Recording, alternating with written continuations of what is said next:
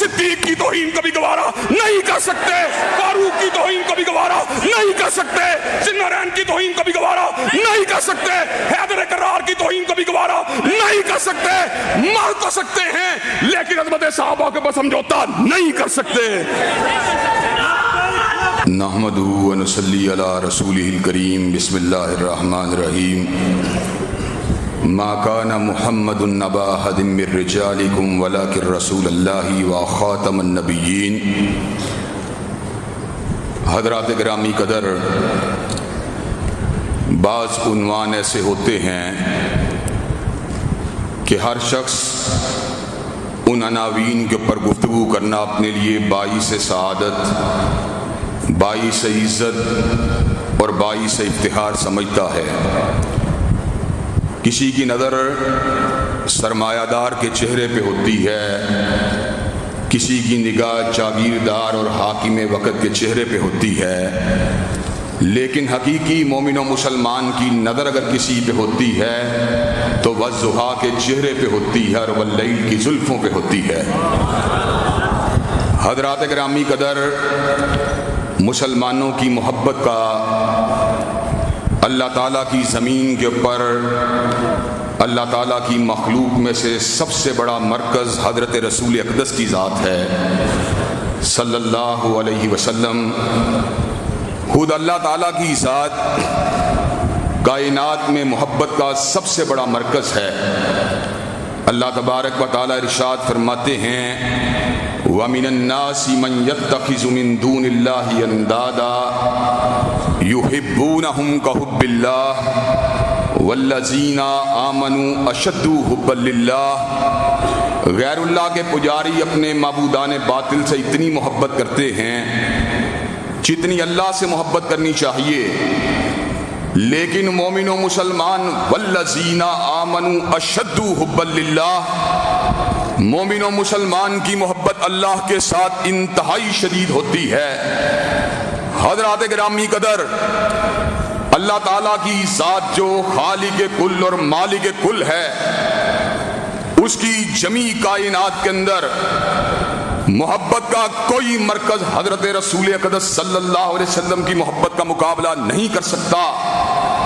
محبت دو ہیں، ایک سرے سے ناجائز ہے جو غیر محرم سے ہوتی ہے، معشوقہ سے ہوتی ہے، شراب سے ہوتی ہے، کسب حرام سے ہوتی ہے، لیکن ایک محبت جو ہے وہ جائز ہے جو والدین سے ہوتی ہے، بیوی بچوں سے ہوتی ہے، گھر بار سے ہوتی ہے، دکانوں مکان سے ہوتی ہے، لیکن جائز محبت بھی جب حضرت رسول اللہ کی محبت سے بڑھ جاتی ہے وہ محبت بھی حرام ہوتی ہے، ناجائز ہوتی ہے۔ اور اللہ اس امر کا اعلان فرماتے ہیں فَتَرَبَّصُوا حَتَّى يَأْتِيَ اللَّهُ بِأَمْرِهِ وَاللَّهُ لَا يَهْدِي الْقَوْمَ الْفَاسِقِينَ۔ اگر تمہیں رسول کے مقابلے میں باپ سے پیار زیادہ ہے، ماں سے پیار زیادہ ہے، گھر بار سے پیار زیادہ ہے، دکانوں مکان سے پیار زیادہ ہے، تو اللہ تعالیٰ کے عذاب کا انتظار کرو۔ اللہ تعالیٰ ایسے فاسقوں کو ہدایت ہی نہیں دیتا۔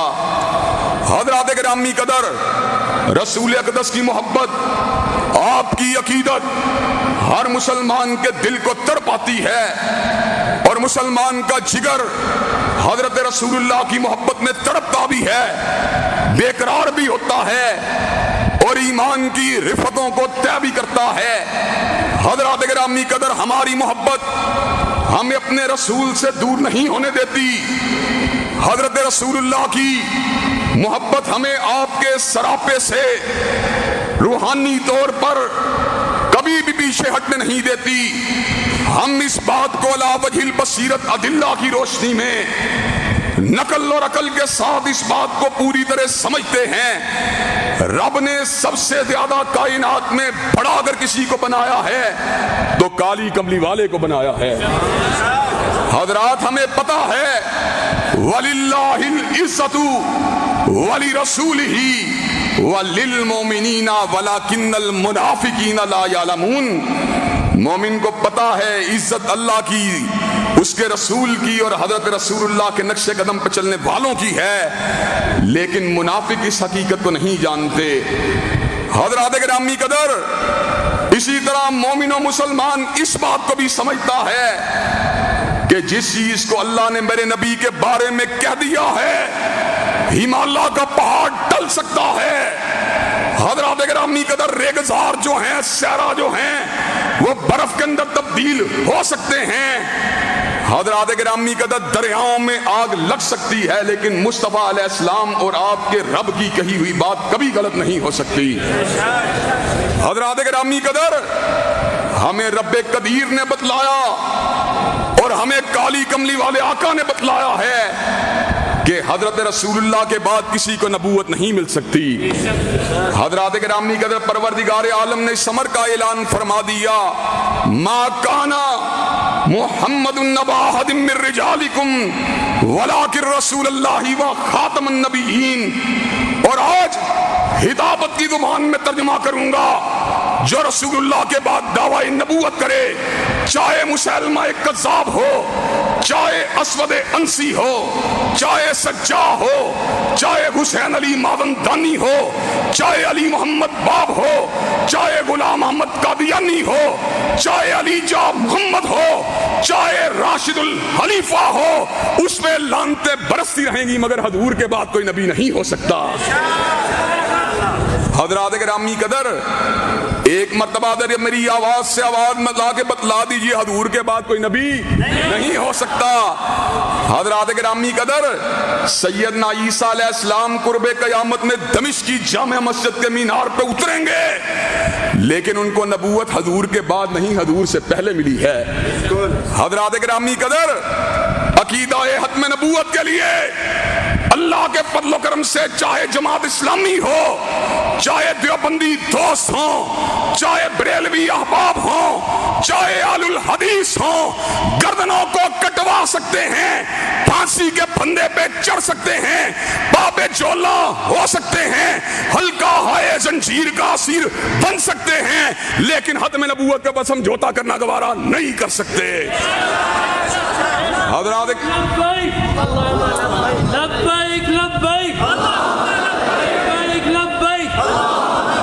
حضرات گرامی قدر، حضرت مولانا مودودی نے، حضرت مولانا مفتی محمود نے، حضرت مولانا شاہ احمد نورانی نے، حضرت علامہ شہید نے چوکٹے ختم نبوت کی حفاظت کے لیے اپنی زندگیوں کو بتا دیا۔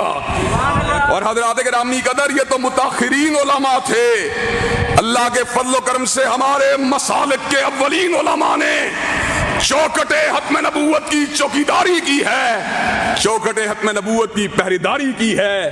حضرات، ہر کسی کو اپنی نسبت پہ ناز ہے، لیکن ہماری نسبت کیا ہے؟ نہ شاعر ہوں میں، نہ ادیب ہوں، نہ مشیر ہوں، نہ وزیر ہوں، نظام مصطفیٰ کا نقیب ہوں اور رب کے در کا فقیر ہوں۔ حضرات گرامی قدر، آج ہم یہ بات کہنے کے لیے آئے ہیں، حضور کی ذات بھی اعلیٰ ہے، حضور کی بات بھی اعلیٰ ہے، اور چوکٹے ختم نبوت کا دفاع بھی سب سے اعلیٰ سرگرمی کا نام ہے۔ حضرات گرامی قدر، اسی گفتگو کے اندر سے دوسری بات کو بھی آپ حضرات کے گوش گزار کرنا میں ضروری سمجھتا ہوں۔ آج مولانا عبد المالک نے محبت کا دیپ جلایا ہے، محبت کا دیا جلایا ہے، اور امت کے تمام اصولی اور فروعی اختلافات کو ختم نبوت اور عظمت صحابہ جیسے مشترکات کے اوپر پوری امت کے اکابرین کو جمع کر کے اس بات کا پیغام دیا ہے۔ ہمارے درمیان مذاکرے بھی ہو سکتے ہیں، مباحثے بھی ہو سکتے ہیں، مناظرے بھی ہو سکتے ہیں، لیکن چوکھٹ ختم نبوت کی حفاظت کے لیے اور حرمت صحابہ کے لیے ہم کٹنا گوارا کر سکتے ہیں، مرنا گوارا کر سکتے ہیں، لیکن ایک انچ بھی پیچھے ہٹنا گوارا نہیں کر سکتے۔ حضرات گرامی قدر، اسی نقطے سے دوسرا نقطہ نکلتا ہے، حضور کی ذات اعلیٰ ہے، حضور کا مکہ اعلیٰ ہے، حضور کا مدینہ اعلیٰ ہے، اسی طرح حضرت رسول اللہ کا زمانہ بھی اعلیٰ ہے، حضرت رسول اللہ کا گھرانہ بھی اعلیٰ ہے، اور حضور علیہ السلام کے اصحاب بھی اعلیٰ ہیں۔ حضرات گرامی قدر، مجھے ایک بات بتلائیے، میں صحابہ کی بات نہیں کرتا، میں سیدنا احمد ابن حنبل کی بات نہیں کرتا، میں سیدنا امام مالک کی بات نہیں کرتا، میں سیدنا ابو حنیفہ کی بات نہیں کرتا، میں سیدنا امام شافعی کی بات نہیں کرتا۔ ایمانداری سے بتلائیے، کیا جماعت اسلامی کے لوگ مولانا مودودی کو گالی سننا گوارا کر سکتے ہیں؟ کیا بریلوی مسلک کے لوگ مولانا نورانی کو گالی سننا گوارا کر سکتے ہیں؟ کیا دیوبندی مسلک کے لوگ مولانا مفتی محمود کی توہین کو گوارا کر سکتے ہیں؟ کیا اہل الحدیث مسلک کے لوگ علامہ شہید کی توہین کو گوارا کر سکتے ہیں؟ اور جن کو اپنے موجودہ اکابرین سے اتنا پیار ہو کہ وہ ان کی توہین کو گوارا نہیں کر سکتے، رب کعبہ کی قسم ہے ہم صدیق کی توہین کو بھی گوارا نہیں کر سکتے، فاروق کی توہین کو بھی گوارا نہیں کر سکتے، ذوالنورین کی توہین کو بھی گوارا نہیں کر سکتے، حیدر کرار کی توہین کو بھی گوارا نہیں کر سکتے۔ مر تو سکتے ہیں لیکن عظمت صحابہ کے بس سمجھوتا نہیں کر سکتے۔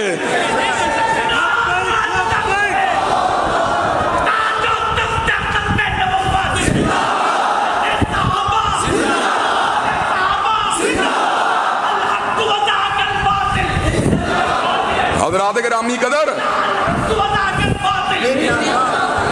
حضرات گرامی قدر، میں آپ کے سامنے آج اس مقدمے کو رکھنے کے لیے آیا ہوں۔ ہم شدت پسند نہیں ہیں، اللہ کے فضل و کرم سے ہم نے محبت کی ہے لیکن پوری عقل کے ساتھ کی ہے اور شعور کے ساتھ کی ہے۔ ہم جنونیوں والی بڑکیں لگانے کے لیے نہیں آئے، ہم آپ سے وہ سوال کرنا چاہتے ہیں، ریاست کے اداروں سے سوال کرنا چاہتے ہیں، حکمرانان وقت سے سوال کرنا چاہتے ہیں کہ پوری دنیا انسانیت نے ایک انسان کی عزت کے دفاع کے لیے حد کے عزت کے قوانین کو بنا دیا، پوری دنیا انسانیت نے ایک ادارے کی حرمت کے لیے توہین عدالت کا قانون بنا دیا۔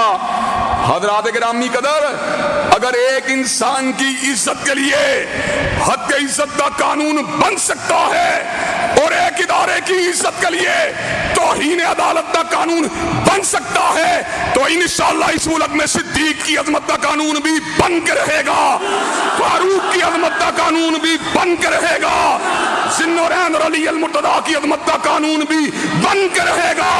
اللہ کے فضل و کرم سے جو بات کہہ رہے ہیں اللہ وجہ البصیرت کہہ رہے ہیں۔ حضرات گرامی قدر، آج ہم آپ کے سامنے موضوع تو میرا عظمت صحابہ تھا لیکن فقط 2-3 منٹ آپ سے مزید لوں گا۔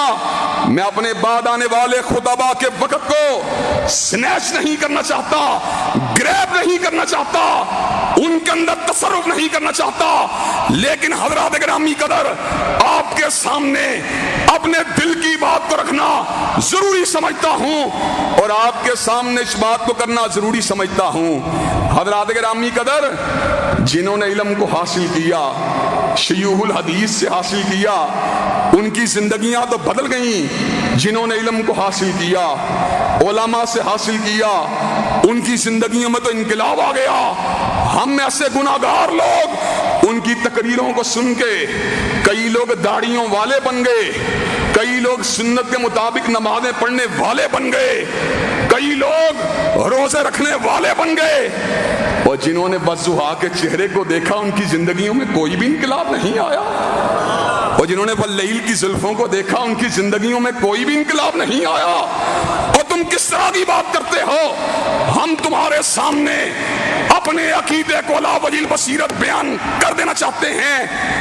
آگ اس چہرے کو نہیں چھو سکتی جس نے حضرت رسول اللہ کے چہرہ پر نور کی زیارت کی ہے، اور آپ کے چہرے کی زیارت کرنے والوں کو آگ نہیں چھو سکتی۔ اگلی بات اس میں مکمل نہیں ہوتی، اورا مرانی، آگ اس چہرے کو بھی نہیں چھو سکتی جس نے ان چہروں کی زیارت کی ہے جنہوں نے حضرت رسول اللہ کے چہرے کی زیارت کی ہے۔ حضرات گرامی قدر، آگ اس چہرے کو نہیں چھو سکتی جس نے سیدنا صدیق کے چہرے کی زیارت کی ہے. آگ اس چہرے کو نہیں چھو سکتی جس نے سیدنا فاروق کے چہرے کی زیارت کی ہے. آگ اس چہرے کو نہیں چھو سکتی جس نے سیدنا ذوالنورین کے چہرے کی زیارت کی ہے. آگ اس چہرے کو نہیں چھو سکتی جس نے سیدنا حیدر کرار کے چہرے کی زیارت کی ہے. آگ اس چہرے کو نہیں چھو سکتی جس نے حسنین کریمین کے چہرے کی زیارت کی ہے. آگ اس چہرے کو نہیں چھو سکتی جس نے امیر البحر حضرت امیر معاویہ کے چہرے کی زیارت کی ہے. آگ اس چہرے کو نہیں چھو سکتی جس نے سیدہ صدیقہ کائنات کے چہرے کی زیارت کی ہے. آگ اس چہرے کو نہیں چھو سکتی جس نے سیدہ حفصہ کے چہرے کی زیارت کی ہے. آگ اس چہرے کو نہیں چھو سکتی جس نے سیدہ ام حبیبہ کے چہرے کی زیارت کی ہے. آگ اس چہرے کو نہیں چھو سکتی جس نے بنات النبی الطاہرات کے چہروں کی زیارت کی ہے. آگ اس چہرے کو نہیں چھو سکتی جس نے فقیہ امت عبداللہ ابن مسعود کے چہرے کی زیارت کی ہے. آگ اس چہرے کو نہیں چھو سکتی جس نے محدث ملت سیدنا ابو ہریرہ کے چہرے کی زیارت کی ہے. آگ اس چہرے کو نہیں چھو سکتی جس نے ترجمان قرآن حضرت عبداللہ ابن عباس کے چہرے کی زیارت کی ہے.